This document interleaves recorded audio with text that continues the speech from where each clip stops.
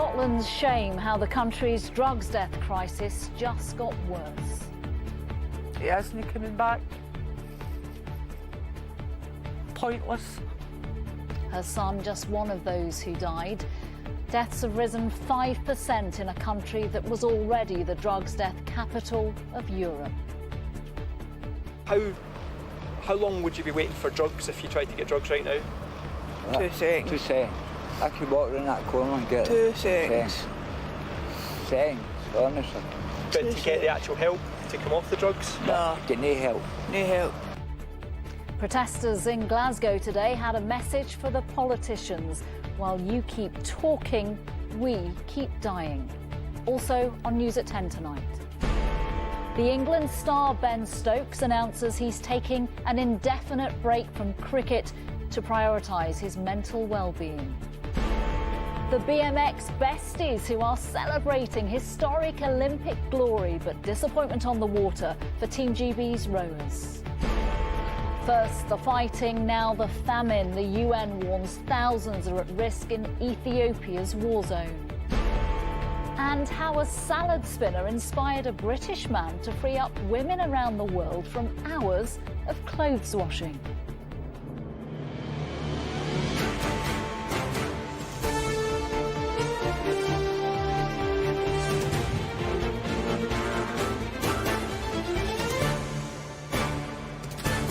This is ITV News at 10 with Nina Hossain.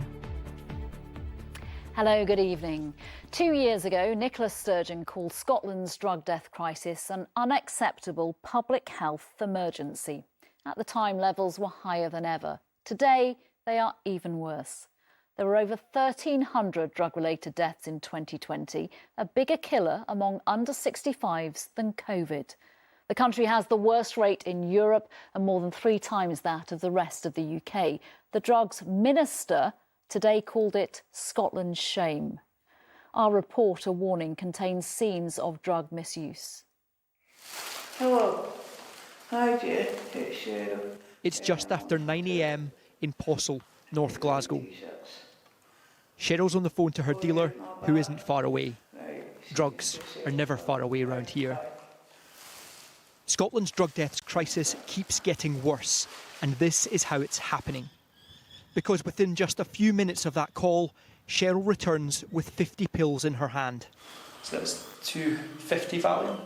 Aye. How much did that cost you? £10. How much? These drugs are fake Valiums, really an unknown mix of benzodiazepines that have flooded into Scotland's streets to devastating effect.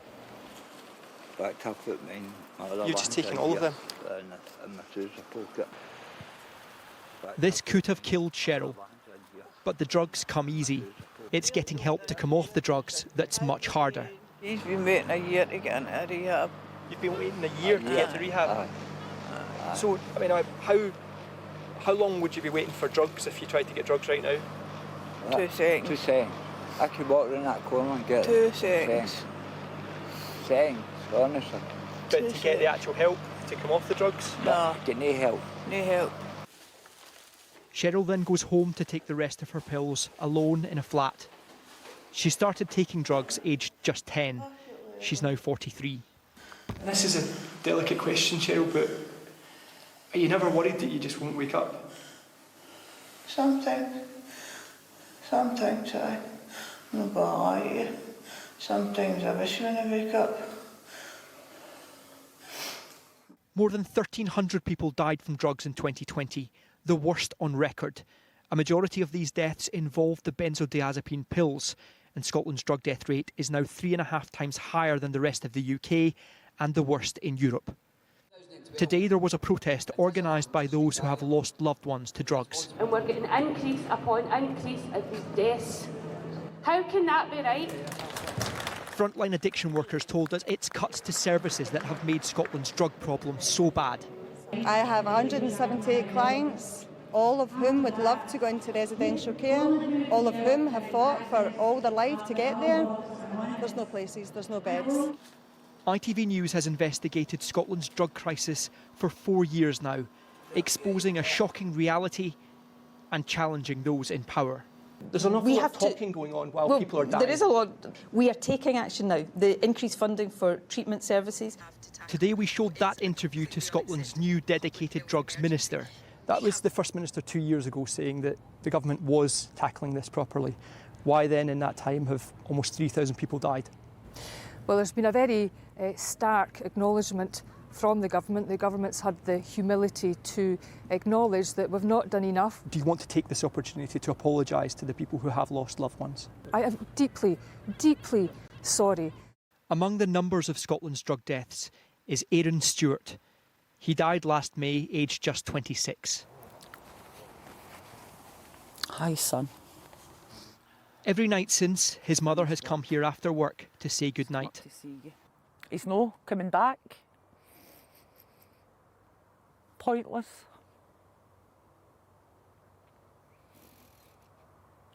And he was loved beyond words. He was loved beyond words. This is the pain behind those statistics. Good night, darling. And Scotland's drug crisis is still getting worse.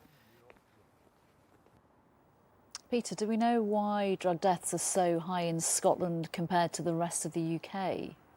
It is a big question because Scotland's drug laws are the same as everywhere else in the UK. But one of the biggest distinctions that we found in this report was the prevalence of these fake Valiums. Now, this actually stems back to the late 1990s, early 2000s, when real Valiums were being overprescribed on the NHS and by GPs. About 10 years ago, there was concern that people were becoming addicted to the prescription Valiums, and there was a clinical decision made to cut right back on that. Now, that created a demand on the black market, and the poorest communities in Scotland have now been flooded with these ultra-cheap, highly addictive fake Valium tablets, this mix of benzodiazepines. Each one varies in strength. You've no idea what is in them, and they are killing people. It's been devastating. We've also seen that in Scotland there is a massive reliance on methadone. It's part of a treatment programme. The idea is people would be on methadone, their dose would be lowered, they would come off drugs. We're speaking to people who've been on methadone for up to 30 years. That's clearly a programme that's not working the way it should. Nicola Sturgeon herself has said she's taken her eye off the ball and there were cuts to frontline services. That's been a deadly cocktail of decision making. The Scottish Government now is determined to reverse this. They are investing £250 million over the next 5 years, trying to create more rehab beds. But people are sceptical. As I say, the message from campaigners today, you keep talking, we keep dying. Devastating indeed. Peter Smith, thank you very much. Thank you.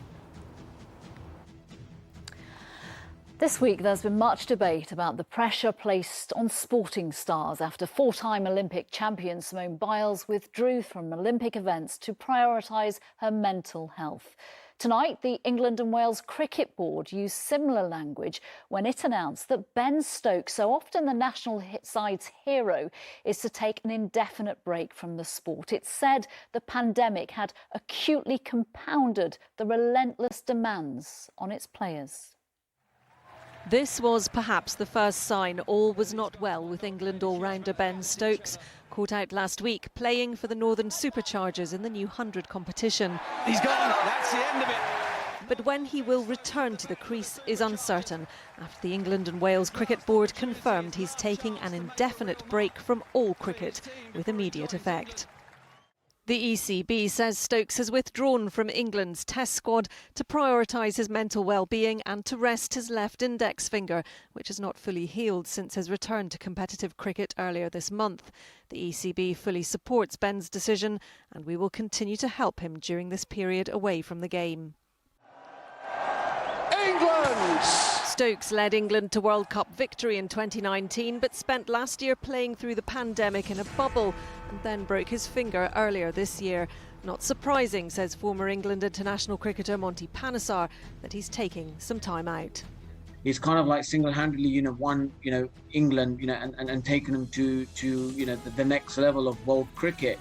And after a while, it can take a toll. And I think you've got to applaud him for his honesty, that he needs to take a break from the game and, his mental health takes priority. This week, American gymnast Simone Biles was praised for her openness about needing to put her mental health first when she withdrew from the Tokyo Olympics, while tennis player Naomi Osaka received widespread support when she quit the French Open earlier this year. We look at them as athletes and they're brilliant entertainment and they get talked about like they're commodities. But underneath, they're a human being. And they have many of the thoughts and feelings and fears that we all do. And everything that's been going on over the last few weeks, I think, has helped more of us realise that. Now one of England's greatest cricketers is showing his courage off the pitch too, by opening up about his well-being. Martha Fairley, News at 10. At the Olympics today, there were contrasting fortunes for Team GB, 6 medals in all. But on the rowing lake, the scene of British dominance over many a year, the bronze picked up, combined with a solitary silver, means it's the first time since 1980 the team has failed to win a gold. Hardly an impressive return for our best funded sport. At the other end of the scale, Bethany Shriver crowd-funded her way to the Games and a BMX gold. It was, she said, the race day of dreams. Beth Shriver and Kai White have every reason to be smiling, best friends and today British BMX history makers. BMX is a combination of raw street racing and balletic aerobatics, and at nearly 40 miles an hour, it's an intoxicating watch. Shriver hadn't put a foot wrong all day, and that didn't change in the final big race. Once her nose was in front, there was no catching her.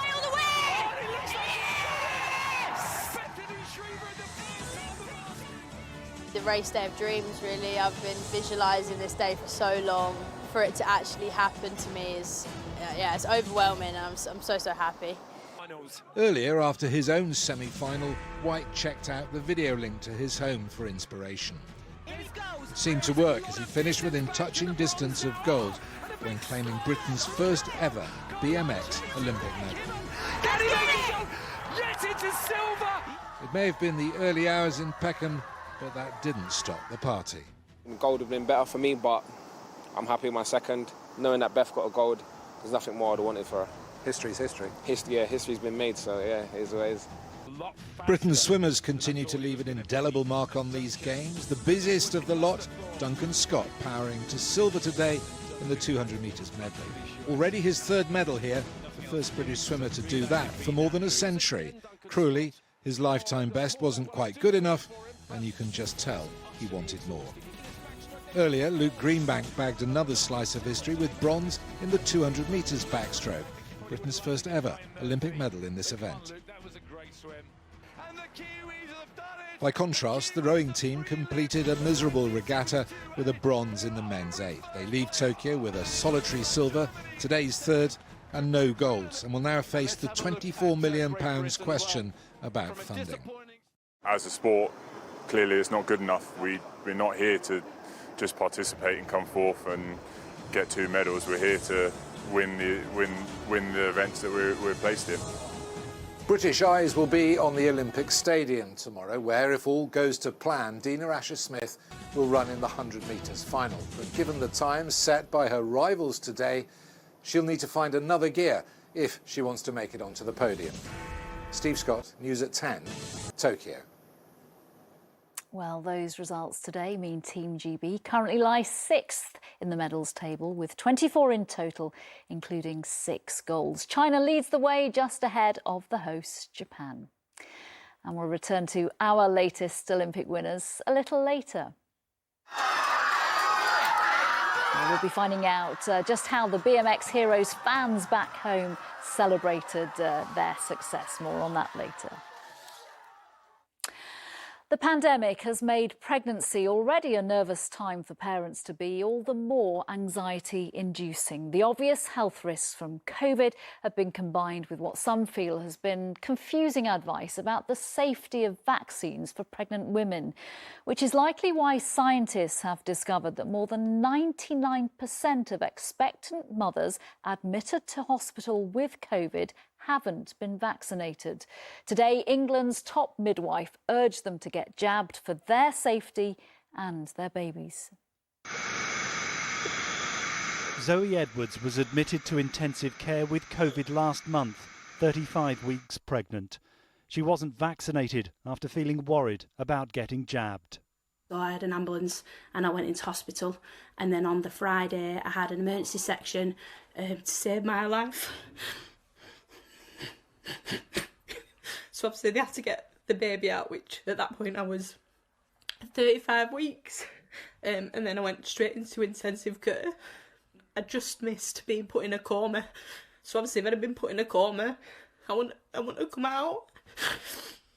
Zoe and her baby daughter Rachel are recovering. Her message to unvaccinated pregnant women is simple. I would say there's probably more positives than negatives, and it's worth having that jab because you don't want to be in the same position that me and a few other people have been in the past, 4 weeks. Weeks before it's been... At King's College Hospital's maternity unit, 2 patients arrive on average each day now testing positive.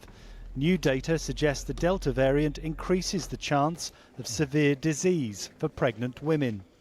The past few weeks have been incredibly busy for maternity services at King's and across London.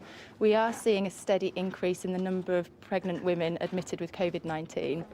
Doctors say data on vaccine and pregnant women from around the world show it's vital to get jabbed. In America, they've been routinely giving it to pregnant women and now have over 130,000 women in a registry that they are following very closely and have to date found no evidence of any adverse outcome of any kind. Zoe is grateful to staff at the Royal Preston Hospital where she was treated. Her trauma is never far away, but she's relieved to finally be back home with baby Aichley and her family. Best thing ever. It's just hard to shut it out now. Neil Connery, News at 10. The governments of the 4 nations have often varied their response to the pandemic. England has eased most restrictions faster than elsewhere. But when it comes to self-isolation rules, number 10 is under pressure to speed up. From August the 7th, people who are double jabbed in Wales will be able to avoid self-isolation 9 days before England. The Labour leader Sir Keir Starmer wants Westminster to follow suit, but ministers are holding firm. The pingdemic has caused serious problems in this supermarket just outside Barry in South Wales. Staff being forced to stay at home has left the boss with no choice but to close stores and cut opening hours. So he's glad the Welsh Government is relaxing isolation rules 9 days early. The impact that we're going to see in our stores immediately means we can keep stores open and maintain all of our opening hours. The challenge is therefore in the supply chain, which is heavily influenced by what happens in England, which is where the consistency and approach is really required. One man pinged in England, who happens to be the Labour leader, agrees. There's too much chaos. There isn't a satisfactory answer from the government as to why they're clinging on to the date of 16th of August. Welsh Labour is showing the way we should follow them. Things aren't only speeding up in Wales, where the fully vaccinated will now avoid isolation from Saturday the 7th of August. In Scotland, the relaxation comes just 2 days later. There'll be a review on the 12th in Northern Ireland. But in England, the restrictions remain until Monday the 16th. The government thinks people cramming together to watch the Euros caused the surge in cases that resulted in the pingdemic. And now they want to be cautious. We think really it's quite an important last remaining sort of tool in our armoury. It is the case that the Office of National Statistics have told us that 1 in 3 people who are asked to self-isolate do go on to develop coronavirus. A key scientist advising government told me that isolation rules had worked. Wales and Scotland are bringing the date forward. Are scientists seeing something different? Certainly in Wales, at least, the levels of vaccine coverage are higher than elsewhere in the UK. And so it makes some sense for them. Essentially, school closure, I think, makes a big difference. And Scotland's closed their school earlier than south of the border. Government sources tell me this is about Freedom Day. They argue the 4 weeks from then till August the 16th is the time they need to make sure the pandemic is under control. And they insist they are not changing their minds. Anushka Astana, News at 10. A man's been sentenced for assaulting England's chief medical officer in a London park after footage of the incident was widely shared online. 24-year-old Lewis Hughes was given a suspended prison sentence of 8 weeks after putting Professor Chris Whitty in a headlock when he declined to take a photo with him. He was also fined £100. A second man denied the same charge and will go on trial in November. To Ethiopia now, where the UN has warned the ongoing war between rebels and government forces is putting food supplies at risk for people caught up in the fighting. They've been cut off with aid unable to get through. News at 10 has now seen new evidence of atrocities, of civilians being massacred and becoming victims of sexual violence. The war in the northern Tigray region broke out last November after the Tigray People's Liberation Front rejected political reforms and captured army bases.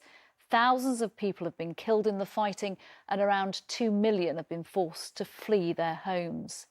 The UN has warned that 400,000 people are at risk of famine. I must warn you that this report begins with some very distressing images from an alleged massacre.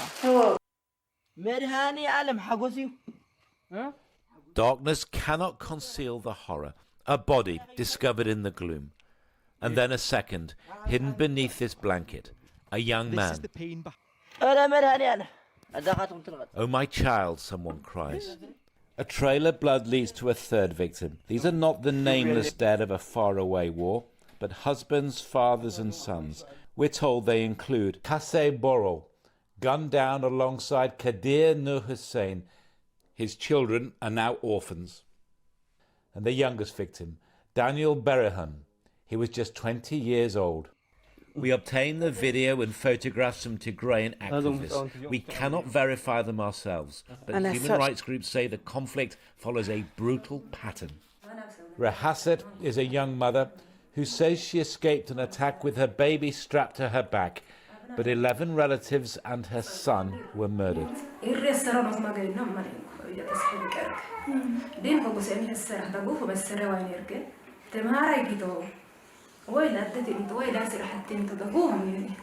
How routine is the massacre of civilians? How common is the use of rape as a weapon of war? Killing or mass killing of civilians was widespread in this conflict, and we can see that a number of hundreds, potentially thousands of women have been raped by different forces. In the blood-soaked sand lies more evidence of crimes against humanity, a massacre of at least 36 men. ITV News has established this took place in a Debre Abbey monastery in northwest Tigray earlier this year. Among the dead, there is miraculously a survivor. We do not know his fate, nor the identity of the killers. The Ethiopian government told us it condemns violence against civilians, but one of the soldiers is clearly wearing an Ethiopian army uniform, and they speak with pride about the slaughter that's taken place. There is no shame, there is no any kind of attempt to hide it. The fact that they are recording it, and also their confidence that they will be that they will not be held accountable is also very shocking. All sides in this conflict have been accused of war crimes. This video is said to show an attack by advancing Tigrayan rebels on a retreating Ethiopian convoy. And amid celebrations in the regional capital, Mekele, captured Ethiopian forces were paraded through the streets. Many of the prisoners were badly injured. As the violence continues, clinics have been deliberately targeted. At least 12 aid workers have been killed. The dangers have forced one aid organisation to consider scaling back its operation. All that as almost 500,000 people face starvation, cut off from outside help. No food has arrived for weeks. The situation is extremely dire. Let's ensure that more can be done, because it must be done, because otherwise, the people will be in grave danger. Human rights groups say the world should ensure every atrocity is investigated and the guilty held to account. But right now in Tigray, it is the desperate plight of the living that is an even greater priority. John Ray, News at 10. A British national was one of 2 crew members killed during an attack on an oil tanker off the coast of Oman last night. US officials suspect it may have been a drone attack. The tanker is linked to an Israeli billionaire. Israeli officials blame the incident in the Arabian Sea on Iran. In recent months, Iran and Israel have traded accusations of attacking each other's vessels in the region. Returning to the Olympics now, and without their families in Tokyo, the support of their teammates has been more important than ever for Britain's athletes. Luckily today, history makers on the BMX course, Bethany Shriever and the so-called Prince of Peckham, Kai White, are, as Steve Scott said earlier, the best of friends. Back home, they were cheered to the finish line by the families who've supported them through all the ups and downs on their journey to glory.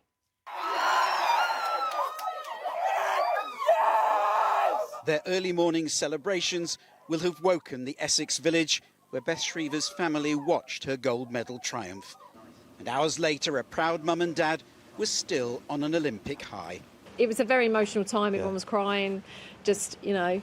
We we're all screaming at the television, as I think you may well have seen, which was slightly embarrassing. But, it just shows you the emotion and how we all felt about it.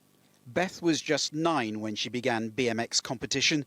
Since then, she's overcome injury and adversity, even relying on parents and crowdfunding when UK sport cut financial backing after the Rio Games. At first we were like, how's she going to get to Europe? What are we going to do? And Paul just said, I'll take time off work, I'll take her. And we just worked it out. And so, we wanted her to travel and do as many events as possible.